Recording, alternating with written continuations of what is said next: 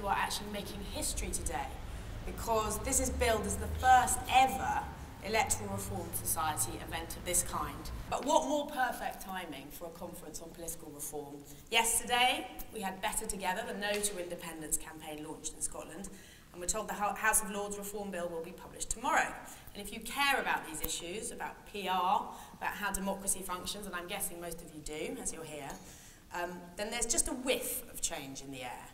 I think we still do have an immense crisis of democracy 2 years on from a general election when people clearly decided that they wanted change. We've got 47% of people thinking that politicians put the party before the national interest. Now as many as 20% of people saying, you're all the same, there's no point voting for any of you.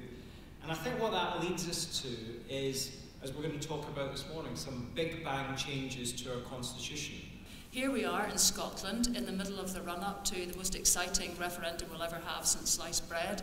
And in May of this year, when we had our local government elections, the turnout was, what, 38%?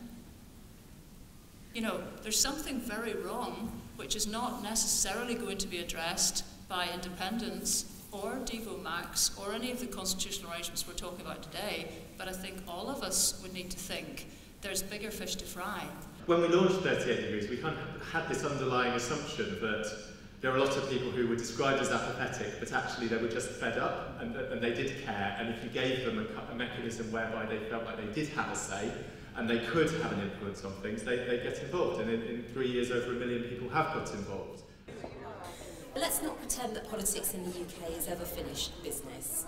In truth, we're struggling with the kind of democracy that we want to be. It's a cop-out for politicians to say they're too busy with the economy to think about how we do politics. You would have thought the financial crash would have debunked the myth that you can divorce good governance from good decisions, because by definition, the shape and health of our democratic process is a bread and butter issue. The House of Lords, as currently constituted, represents power without accountability. In a democracy, it simply should not be possible to legislate without having first been elected. This simple affront to democratic principle must therefore be dealt with, and there is no time like the present. After a century of delay, it is time to fulfil the promises of Asquith, of Lloyd George, and yes, Winston Churchill too, finally to give the people a voice in their Lordship's house. I think the American judge Oliver Wendell Holmes put it well when he said, you know, a constitution is meant to be a living constitution. It needs to be flexible, like a house. You want the house to sway in the wind, because the alternative is that the house will collapse. In the end, constitutions and constitutionalism are mechanisms for getting voices heard.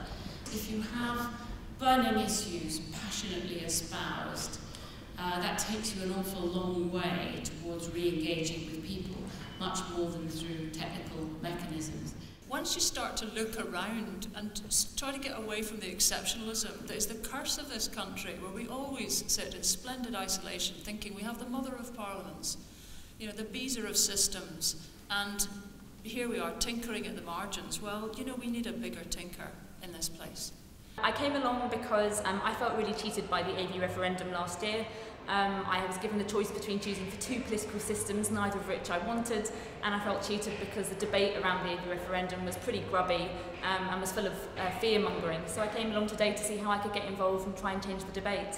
I think the professor from Iceland who had been involved with the constitutional convention that they'd held there, which I had no knowledge of at all before today, and he gave a fascinating talk about what process they had gone through and what stage it was at, and some of the questions that threw up. I think it's just infused my passion more than anything, and also it's encouraged me to just look beyond what I believe and actually really start to kind of pad out and explore my passion further.